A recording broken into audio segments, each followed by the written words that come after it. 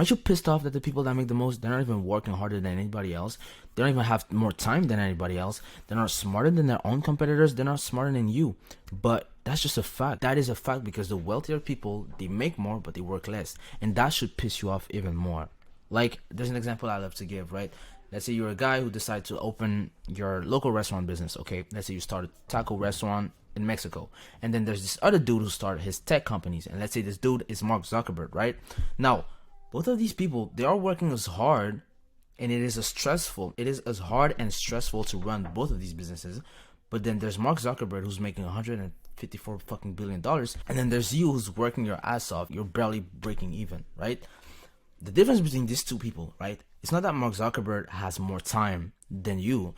It's not that he is necessarily smarter than you. It is as hard to run a tech company than it is to start your local restaurant business. The only difference between these two people is that Mark Zuckerberg has leverage, and that is what this video is all about. And by the end of the video, my main goal is that you understand what I'm about to break down, and that you get to understand why there's people that are working less and making more, and what is this gap is all about. What is leverage now? It's a multiplier. Simply put it down like that, right? This is where you put less input and get 10 times more on the outputs. The best example I could give, right, and the easiest example I could give is this one, okay? Let's say you want to buy yourself, matter of fact, let's say you want to buy a house worth $100,000. What you would do is you would put down $20,000, right? You get a loan, put down $20,000. That's your deposit, right? Now with $20,000, you own a house that is worth $100,000. That is a 5-to-1 leverage, okay? Because $20,000, the amount of money you put down, that's 1/5 of the $100,000, which is the worth of the whole house. Now, let's say you decide to sell that house, right? You want to cash out. After 50% property price increase, you would have made 50 grand. That is if you're leverage, right? If you use leverage, that's what you would do. The leverage is basically, in this scenario, the bank, right? The debt. Now, let's say you're stupid and you do not use leverage. With the same $20,000 that we started from, your stupid ass decide to buy a studio, okay? Full price, you pay full price. It's worth $20,000, you pay the $20,000. Same scenario, you want to sell it, and after a 50% property price increase, you would have made only 10 grand with the same $20,000. Only difference is you're stupid. And I want to make this video so that you are not stupid. And in this scenario, you would have a 5-to-1 leverage. Okay, if you use leverage, you would have made $50,000. If you would have not used leverage, you would have made $10,000, right? And now that you understand the fundamental of leverage and what it is, this is why the wealthiest make more and work less. And let me go deeper into this. All right. Now, remember the example I gave in the beginning when someone who decides to open his local restaurant, right? That person is working as hard as Mark Zuckerberg, who's running a fucking $100 billion company. It is as hard to run both of these companies. The only difference is Zuck has leverage, okay? A great example I could give to you of someone who is more like in your industry, Alex Hormozi, okay? You probably already know him. He's pretty much everywhere nowadays. When Alex Hormozi was 27 years old, he sold all of his gym and put all of his money in a new adventure. But then he lost it all. He lost everything, literally. And he was left with $1,036. But 2 years later, that's all the money he had. 2 years later, he had $17 million in his bank. And that is because he accidentally stumbled across into one of these 4 ways fortune was made. And this is where I'm coming to my point. The 4 key things him and many others were able to understand was that, first, Alex Hormozi and many others understood the difference between rich and wealth. They understood the difference between getting rich and wealthy. Second thing is they understood the 4 form of leverage. The third thing is within these form of leverage, these level of leverage, they understood permission and permissionless leverage. How can you take advantage of these things and you're in your business to 10x your output without having to 100x your input? That's what this whole video is about, okay? By the end of the video, you will get to understand what is all this about, and that's what I want to break down for you. Now, before I even go about the 4 level of leverage and the difference between wealth and rich and the 4 level of leverage and much more, what is money first, okay? I know you're like, what the fuck? I know what it is. I know you know, but you don't know what you don't know. Trust me, because look, at least the way my brain works, I don't understand things if it's all about memorization. I like to understand the fundamentals of everything. Otherwise, I'm just stupid, right? That's how my brain works. So let me break it down for you, right? Money is simply the way we transfer value from one person to another. Money, in and of itself, isn't valuable necessarily. It's the medium of transfer. It only becomes valuable when it allows you to acquire asset that has an ROI, right? AKA wealth. Let me break it down. Before any type of money, before paper money, before coin, before gold, as human beings, we would trade things, all right? I want a cat, I have a dog. I value the cat more than I value my dog, so I would trade you my dog for my cat if you value my dog more than you value your cat. You get my point, right? That's how it will work. That's how an exchange of value works in general. The only different is it couldn't work on a larger scale, so what we did is we created money. Okay, you know when people like Luke Benmort or Andrew Tate or these people are saying like money is worthless, money is anything, money is nothing, right? That's what he mean by that. Money in and of itself is not valuable. It depends if you use that money to acquire a liability or an asset, right? You probably read Rich Dad Poor Dad. You get my point, right? Now, if I chose wisely and with that same money, I want to get something, okay, that if I buy something with money, that means I value the thing more than I value the money itself. And the person who sold it to me valued that money more than he valued whatever the thing that he sold to me. You get my point, right? So what is wealth? What is the difference between rich and wealthy? Now that you know what money is, let's go over what wealth is. Wealth is simply earned assets that makes you money while you sleep. Okay, this is when you don't have to trade your time to have these assets making you money while you take a shit. Okay, that is what an asset is, right? Make money while you sleep when you don't have to actually trade your time to get that paper. And there's a quote that I really love from Taylor Walsh where he says, poor people do the wrong things, rich people do the right things, wealthy people own the right things. Okay, the best example of owning an asset that I can give you right now is, let's say you're a doctor. Right, there's a doctor or a lawyer, whatever. These people will never get wealthy. I'm talking not rich, but wealthy, because they are the person who does the thing with their main resource, their only resource being their time. Right, and time is limited. Okay, we all have 24 hours in a day. There's only so much that we can do. Even if you don't sleep, don't eat, don't take a shit, don't take a piss, you still have only 24 hours a day, and there's just so much that you can do. You're limited, and you'll burn out if you do that. Anyway, you don't do that, all right? But, right, a doctor, he is the only person that is doing the thing, and his main resource is his time, and it's limited. It could be anything, right? A fireman, whatever. If you have a 9 to 5, you're trading your time in exchange of money. You should value your time more than money, by the way. But, that's just the basics, right? But they will never be wealthy if they do that unless they transition from doing that. So from being a practitioner, so where they're trading their time for dollars, until they transition from doing this to owning an entire practice of a bunch of doctors or lawyers, whatever, working for them. So they have created now an asset that generates them money while they sleep or take a shit. That's owning an asset. This quote, right, from Taylor Walsh. Wealthy people own the right things. That's the first thing that Alex Hormozi understood. And then from there, there's this podcast I was watching. I was listening, a great podcast. I listened to it probably twice or so. But yeah, it was from Naval Ravikant. And it's a great podcast. It's How to Get Rich, right? And Naval is a CEO and co-founder of AngelList, right? He invested in more than 100 companies and startups, and including Uber, Twitter, Yammer, and many others, okay? In this podcast, in a part of the podcast, they were talking about how much leverage is possible in our modern society and what is the newest form of leverage, okay? And he was breaking down the pyramid of the 4 level of leverage, which is very, very, very valuable. And that's what I want to go over. Okay.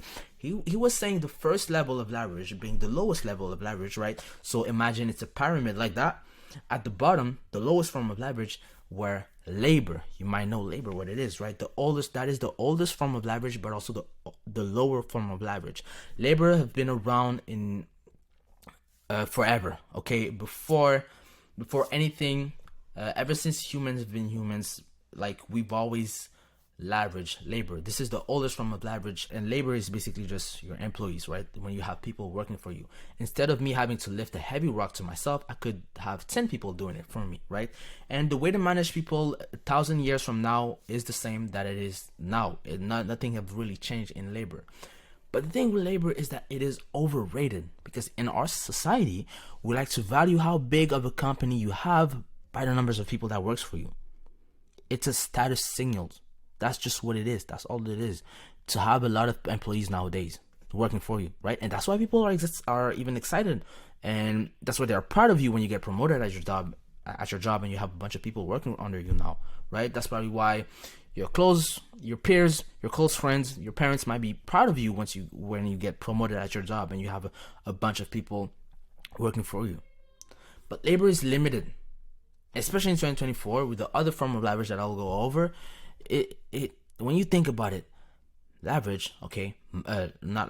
labor, is actually the biggest pain in the ass, because managing managing people in business is probably the most demanding task of all, and it requires great leader skills, great managing skills, being able to cope with people, dealing with people's emotions, right?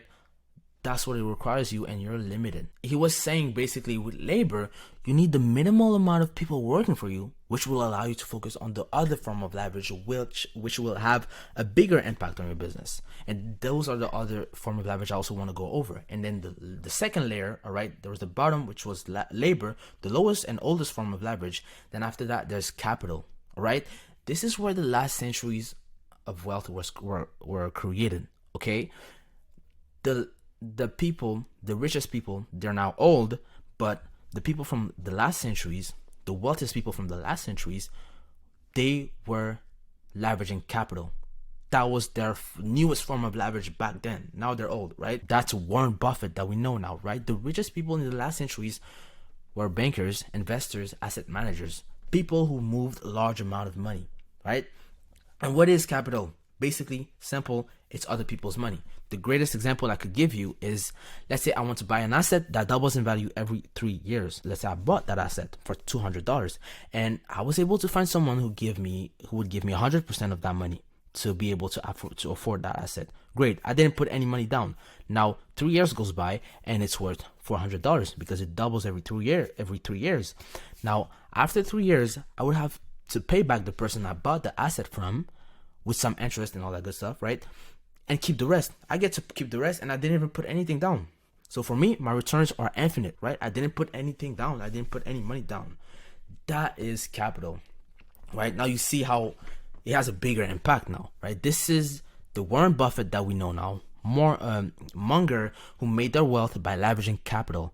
They made it by financing and using other people's money as leverage. Okay, and then there's the top of the pyramid, the top of the top. Okay, this is now our current generation. The newest form of leverage now is code and media, right? 3-4, they both go together, right? Which is product with no marginal cost of replication. By the end of the video, you'll get to understand what that means, right? This is the newest form of leverage, because now you can multiply your efforts without having to rely on other people, without having to rely on labor, and without needing money from other people, capital. Okay, this video is a form of leverage. Matter of fact, it's a media-based leverage, right? There's code in media. This is a media-based leverage. Why? Because I filmed this video once, recorded once, uploaded once, put it out there. One person can see it, or hundreds of million people can see it, whatever, right? I put a certain amount of energy down and get 100 times back on my return. And I will go deeper into this, right? When we look at this is the newest generation of wealth. The last generation of wealth was created through capital, which was the Warren Buffetts of the world. But now it is through code and media. And he was talking about this also in the podcast. And when we look at people like Mr. Beast, the biggest streamers that we know now, Joe Morgan with his podcast, he went from $50 to $100 million per year with his podcast. These people are all media-based leverage, okay? Andrew Goofy Tate, whatever, like, right? Mr. Beast, Joe Rogan, okay? Castanet, these people are all media-based leverage. And then there's also Steve Jobs, Mark Zuckerberg, Jeff Bezos, right? Jeff Bezos. Basically, the tech companies, right? These are all code-based leverage, right? These are the two biggest lever you can pull in right now in our generation, right? And then there's the ultimate lever, the leverage of leveragization of leveraging of leverage. Okay, this is the lever of the lever. When you actually combine all of these together, and this is where you just go to the moon. Okay, if there's something that you want to leverage, is actually everything that I mentioned in this video, right? The magic happens when you combine all four level of leverage. That's what most of the tech companies did. When we think about Meta, right?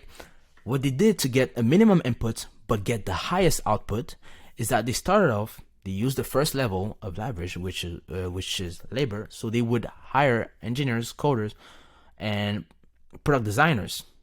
Okay, and then with capital, they will leverage capital for marketing, ad scaling. They would add code, and then they will leverage media for content and podcast and just putting it out there. Okay, so they're taking other people's money to get other people, aka labor, to write them codes that they then sell as media once they get all the eyeballs. That's literally their blueprint. That's how they will leverage every single lever. You don't know how to code? Great, cool. Do what Alex Hormozi did. Okay, he switched from his old business model, which was a service-based business model, where he was selling other people's time, doing done-for-you services, where he would literally fly out in person, help his clients sell, scale, and close. Right? He would do that in person. Right? That is limited. Again, he cannot serve everybody. Right? If you look at the audience that Iman Ghazi has, there's a reason he built a course. That's probably not the best example, but whatever. If we look at Iman, he cannot serve every single person in his course individually, right? So that model wasn't scalable for Alex. So he decided he licensed media and sell it at zero cost of replication. Now there is people that are also leveraging both media and code. Mark Zuckerberg, okay? He sells media. He sells attention. He sells eyeballs. Okay, he owned the attention. So, there's a video I've already made where I go deep into media, right? Into the biggest leverage you can pull in 2024, which is media nowadays. And the video is attention is the new economy. Go watch it if you really want to understand. Because right now I don't want to repeat myself. I'll just go over it and explain it brief. But there's a lot that goes into this. Strongly suggest you to go watch it if you really want to understand, and especially if you feel like media is actually a lever you can leverage right now in your business, especially if you're an online coach, agency owner, whatever. Media is probably if you want to grow a personal brand, media is the biggest leverage you can pull right now. Okay, so back to what I was saying. Mark Zuckerberg, he sells media, he sells attention, he sells eyeballs, right? Companies pay Facebook to own the attention that Meta own. Why? Because Meta own us. They own our eyeballs. I got Facebook. Okay, I'm on Facebook. I got my account. You do too. Meta own us, right? And for companies to have access to our eyeballs, they need to pay Facebook to give them our data so that they can advertise to us, right? And so that's how they make money. They monetize from advertising, right? I don't want to go too deep into this. I already go deep into it in my video, Attention is the New Economy. Then there's Google, same principle. They sell impression, okay? Same principle again. But the beauty with media is that you now get to own eyeballs, and you can continuously sell to this audience as it grows and it compounds. One thing that media and code has in common, the two main things that they have in common, is that it compounds, and that's the beauty of this form of leverage. But actually, no, I'm wrong. The biggest beauty is actually of these leverage is that it's permissionless. But I'm gonna go over this later. Right? It compounds. Okay, so me making this video, I'm gonna be honest, probably 5, 10. If I'm lucky, 20 people will see this video, all right? But if I keep uploading consistently, all right, I know that from 5 years from now, the stack of value I would have and the amount of people that I could reach is gonna be fucking crazy if I don't stop and keep doing what I'm doing, right? It compounds. Same thing for code also with Mark Zuckerberg. When he started Facebook, okay, you can build, if you know how to code, build a piece of code, pull it out there, and hundreds of million people can see it. Same thing with media. You can make a piece of content, film it once, record it once, upload it once, put it out there. 100 million people can see it. Okay? And it grows. As it grows and as it compounds, you can sell to these people. And the biggest advantage of this is that it has no cost. It costs no marginal cost of replication. Literally, no marginal cost of replication. That's the beauty of it. 100% free. So my video, I don't have to pay for more people to see it.